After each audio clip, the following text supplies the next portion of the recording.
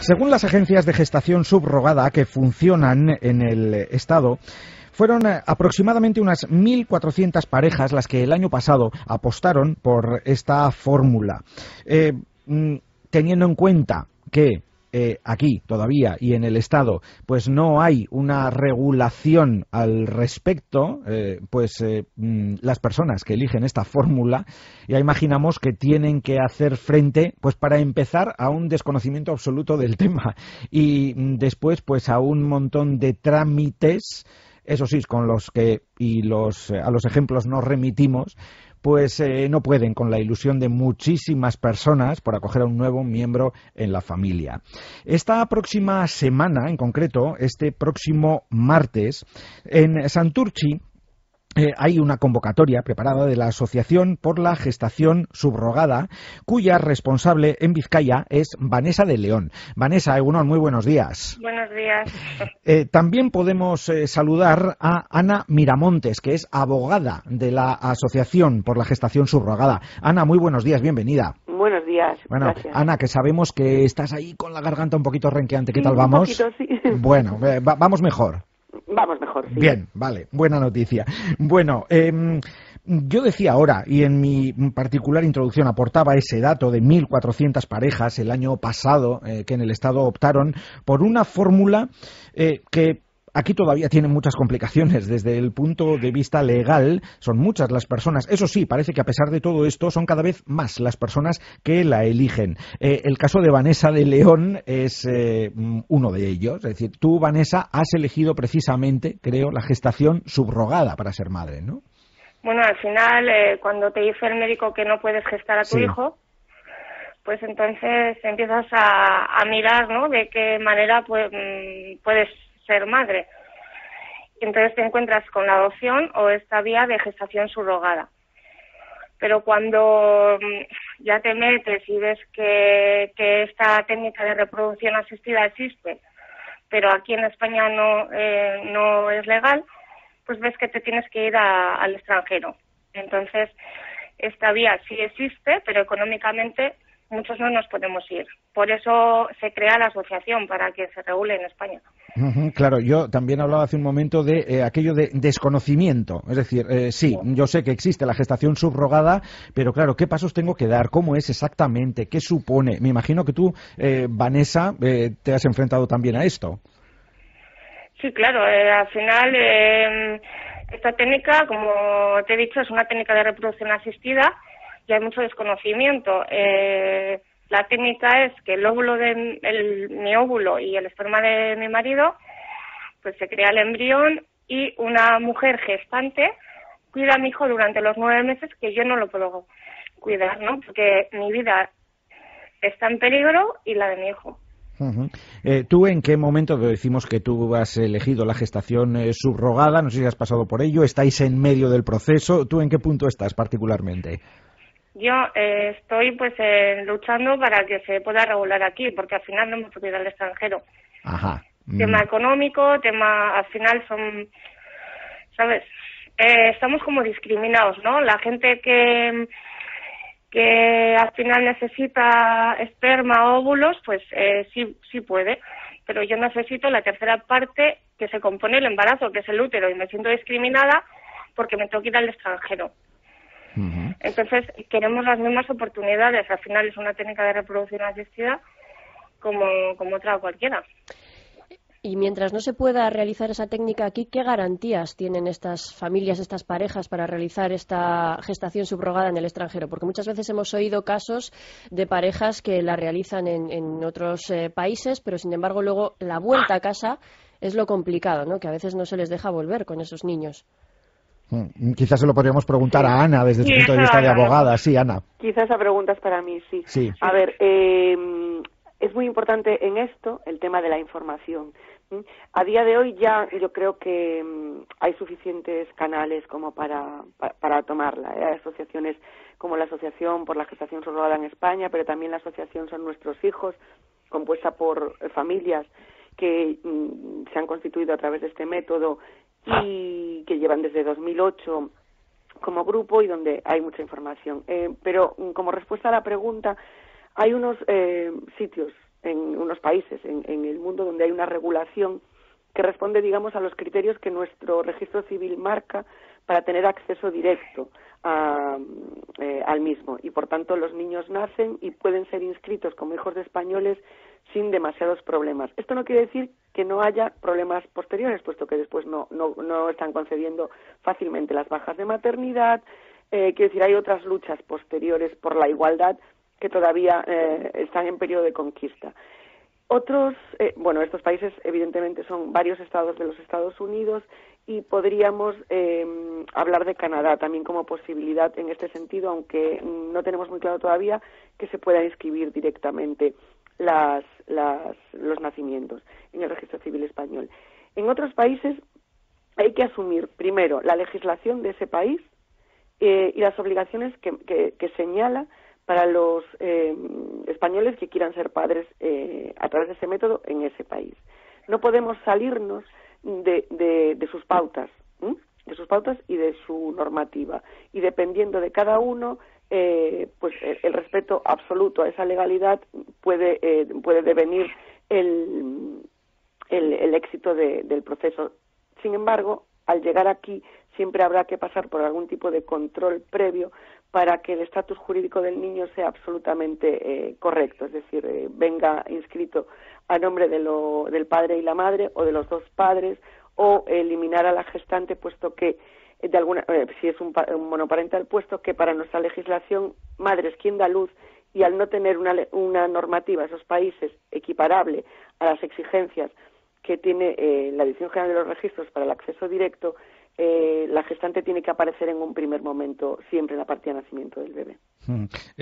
A mí me ha parecido entender, si me equivoco me corriges, Ana, pero que hay, diversas legislaciones, internacionalmente hablando, en muchos países en esta materia, pero tú nos has citado sobre todo Estados Unidos y Canadá, etcétera, por eso te digo, me ha parecido entender como que en estos lugares, algunos estados de Estados Unidos y Canadá, es más sencillo el poder afrontar todo esto frente a otros países a los que también se podría acudir, pero en los que sería más difícil desarrollarlo tal y como está la cosa, la legislación en España. Claro, no es que sea más difícil el proceso en sí, sino que tiene unas connotaciones y unos controles y una normativa, pero sobre todo el control judicial último que el propio Estado otorga al proceso, el Estado en el que se está desarrollando, da unas garantías jurídicas que nuestro país, nuestro legislador, considera suficientes para que tenga acceso directo al registro, ese nacimiento. Lo que pasa que como contrapartida son países en los que el proceso es muchísimo más costoso económicamente y por tanto está difícilmente al alcance de todo el mundo. Claro, el apartado económico del que tú hablabas, Vanessa, efectivamente. Sí. Vosotros, en vuestro caso, imagino que, claro, todo esto lo habréis mirado y estudiado, etcétera, etcétera. Habéis echado cálculos, como en cualquier casa para muchas cosas. Hombre, ¿Cuánto os resultaría el proceso? ¿Cuál es vuestro cálculo en particular? Pues a ver, lo más legal que hay, el sitio más legal es Estados Unidos. Sí. Y pues es a partir de 100.000 euros. Entonces no todos los bolsillos tenemos acceso a ese dinero. Desde luego, 100.000 euros. Madre mía, al final, Ana, yo lo que creo es que incluso seguramente también, o no, pero que hasta esto igual podría resultar más sencillo si la legislación en el Estado español estuviera como tiene que estar, o si se afrontara legalmente este aspecto, porque da la sensación de que lo que no se quiere es legislar sobre el tema. A ver, es un reto para el legislador, pero es un reto que no es tan complicado, puesto que la realidad social está aquí. Entonces, ya está yendo por detrás de la exigencia social. O sea, tú has dado datos antes de números que son, aunque no son oficiales, son datos que están ahí, son niños que están llegando todos los años, son familias que están exigiendo al Estado, señor legisle, tenemos ejemplos, tenemos modelos y lo tenemos aquí socialmente implantado. Claro. Es el momento, es que no podemos esperar más. Ahí está, es que eso es lo llamativo, lo chocante, ¿no? Es decir, no hay una legislación en materia de gestación subrogada en España, pero resulta que todos esos niños que llegan, de una u otra forma, bueno, con sus trámites complicados, etcétera, lo que sea, pero bueno, al final pues son reconocidos y demás. Es una situación un poco surrealista, si se me permite la expresión. Sí, de una cosa un poco extraña, sí, porque lo de no hay legislación, hay un artículo en la Ley de Reproducción Asistida que dice que los contratos son nulos, es decir, no tienen efectos. Por tanto, si alguien quiere hacerlo en España, el niño nacería hijo de la persona que gesta, con lo cual no hay manera de hacer el proceso en España, no tiene sentido. Pero, sin embargo, hay una norma menor, la instrucción de la Dirección General de los Registros y Notariado de 5 de octubre de 2010, que permite el acceso al registro si se dan determinadas condiciones en el proceso. Bien, y eso se está discutiendo ahora mismo en el Parlamento, su incorporación como artículo en la reforma de la Ley del Registro Civil que se está discutiendo. Bien, ya tenemos 2 puntos de arranque. Hacerlo demás creo que es que viene obligado, es que la propia situación empuja. Es que ahí está, como en otros temas sociales en los que se ha ido, tú lo decías hace un momento, por detrás. Es decir, parece que siempre vamos al tran-tran, es una cosa, en fin. Sí. Por lo tanto, Ana, si se va por detrás, tenemos el año pasado esas 1.400 parejas, sabemos los puntos a favor. ¿Cuáles son esos puntos en contra para que no se llegue a legislar esto de manera correcta? Yo creo que hay determinados grupos de presión social que están dificultando la cuestión. Por lo que he podido ver, uno de esos grupos es la Iglesia Católica. Bueno, evidentemente está en contra de cualquier técnica de reproducción asistida, por tanto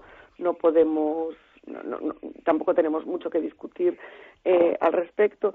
Y otro es un sector feminista radical que se apoya en la supuesta mercantilización del cuerpo de la mujer, pero la legislación que nosotros defendemos desde la asociación es una legislación profundamente respetuosa con la libertad de las mujeres, puesto que en este momento incluso se está coaccionando no teniendo esta ley, porque si una mujer quiere ser gestante, en este momento no puede, porque la normativa no se lo permite. Entonces, con una normativa garantista respecto a los derechos de todas las partes, pero fundamentalmente que podríamos considerar más vulnerable de inicio, que es la gestante, todos los posibles peros respecto a los abusos o a la mercantilización de la que se habla, creo que desaparecería. Es más fácil evitar el problema del que hablamos, de la mercantilización o del abuso, legislando con profundidad y con sentido común, que dejando al arbitrio de cada uno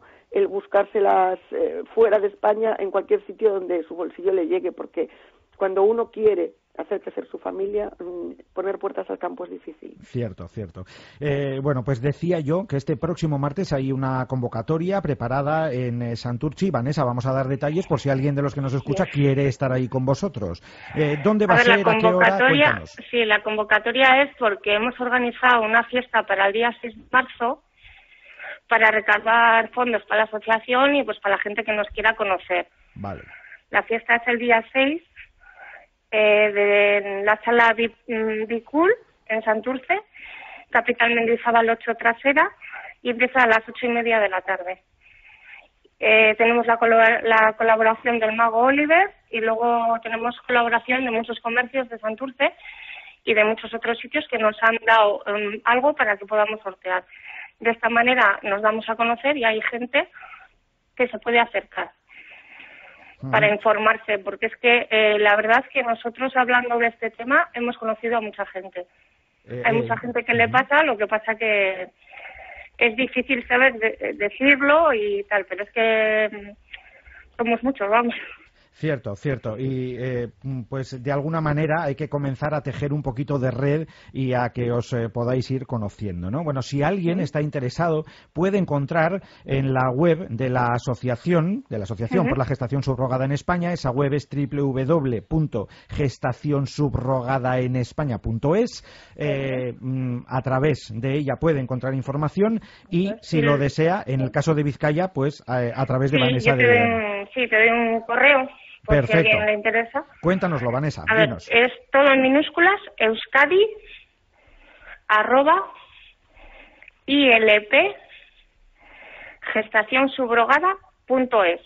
Pues ahí está, y lo recordaremos. Vanessa de León, responsable en Vizcaya de la Asociación por la Gestación Subrogada, y Ana Miramontes, abogada de la asociación. Muchísimas gracias a las dos. A vosotros. Nos habéis aclarado muchos conceptos interesantes. Un abrazo grande. Un abrazo, muchas gracias. Gracias, un abrazo. Hasta luego.